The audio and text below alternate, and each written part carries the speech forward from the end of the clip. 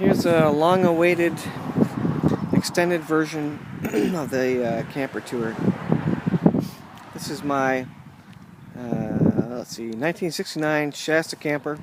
We actually don't know what it is. That's just what it's called on the ownership because we didn't know what it was, and so that was the best guess.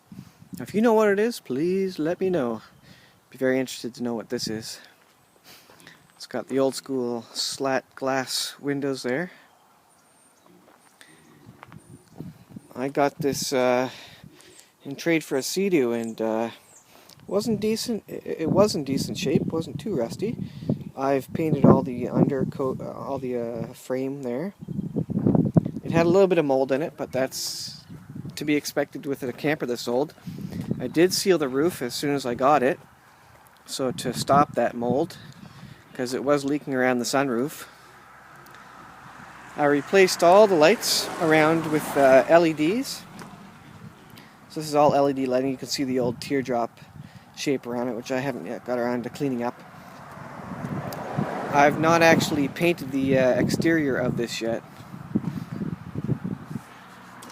Right here you got some outlets, which is really cool.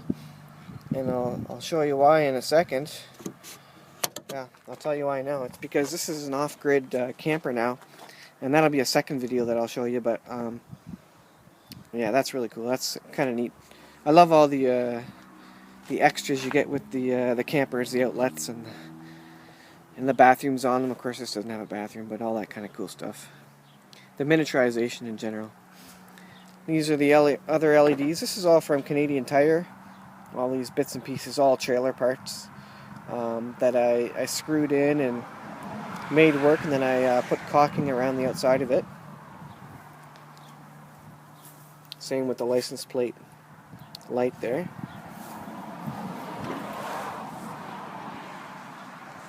And it's got the back flap over the rear window. It doesn't open right now, but there's a window behind there, obviously. Now, I think there used to be a shade on the front of it, but there isn't anymore. I assume there would have been at one time, but there's not one now. Now, the different thing about this trailer is that there's no well cut. The wheel, it's just straight along the bottom of the camper. And I've not seen any others really like that. So that's got to be a year indicator, but I haven't been able to figure out, match it up exactly to a Google image or something.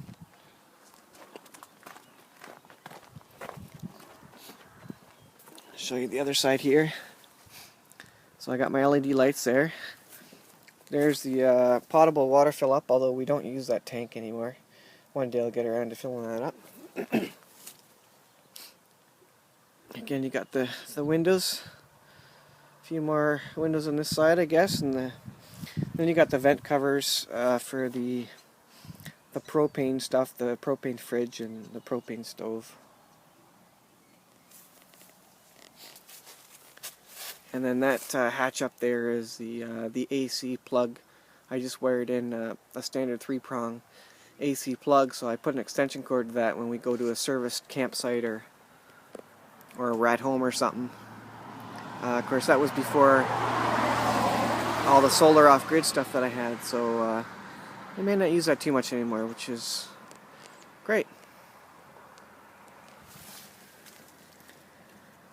That's it. This side looks pretty much the same. I'll give you the tour of the inside as well now, too. Oh, one thing I did replace was I put a jack on it. The old jack on it was broken. The screw inside, I guess, was stripped. And I did cut the propane table off it. You're supposed to be able to put 2 propane canisters on this one, I suppose, originally. And that's what that tube is, the propane tube. I don't use any of that. We just got a little butane single stove top thing, portable thing for heating up water.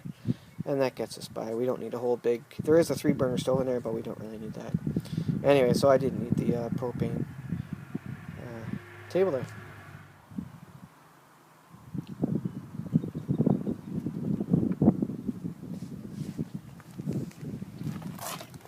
Alright, we'll have a tour of the inside here. Open the door. So first of all, you got a couple storage bins down here. Kind of standard. There's just some old tiling on the floor. The floor's not too bad or bent, but it is a little bit wavy. You got the standard table, which collapses. This whole front collapses into a bed, of course. You got the original fabric on the benches. You can see a stain there. That's from the previous owner. It's all fully sanitized, though. We cleaned it up as much as we could. Buying covers for these things is really expensive. So we kind of reused what we could. And even like the green shades there. Again, we got it like that. It's more expensive and hard to make your own or whatever, and so we haven't got around to that. So we're making use of those.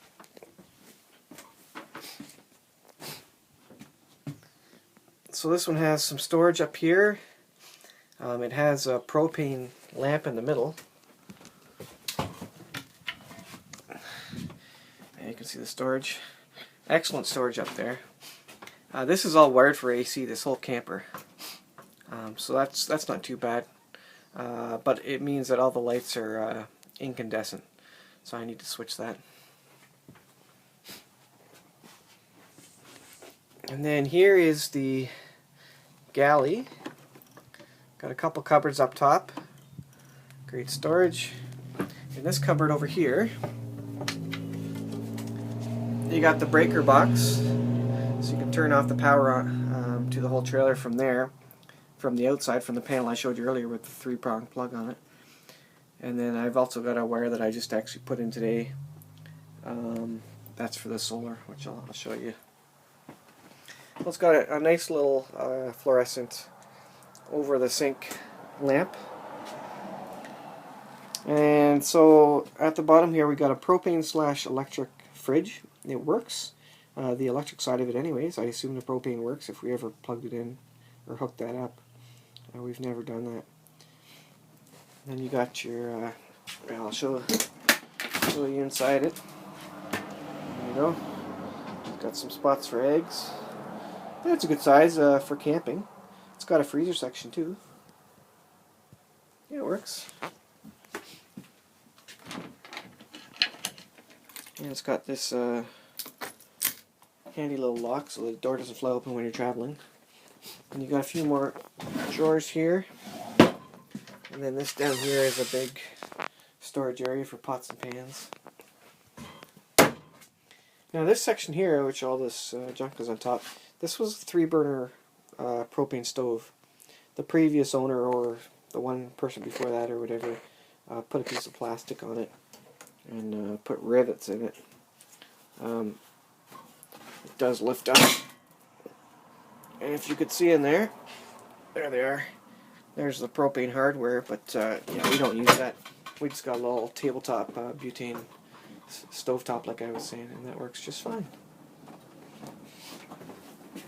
Now on this side, we got a light switch, and then I just installed a nice little solar meter. I'll show you that again in another video here. So we got a mirror on the outside of the door. This is a closet, it's not a bathroom. Yeah, you can't really see it in there, but anyways, there's the hangers. It's good storage. Put coats and sweaters and pants and all sorts of stuff in there. Little towel rack.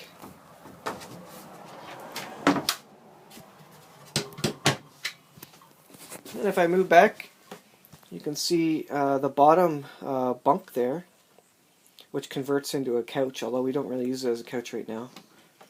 And then there is a top bunk there where you probably could put a small child, not a small child, but you know, a 10-year-old or something that you're not worried about falling off. There's a lip here, you know, about 3 inches or something.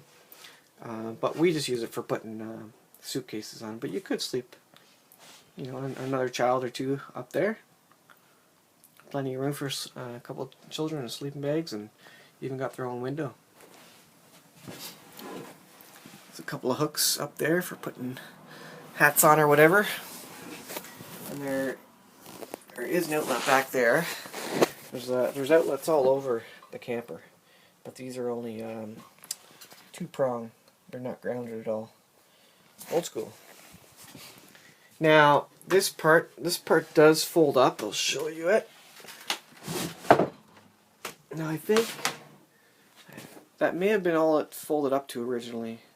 It basically just gives you some headroom here, because this piece comes off.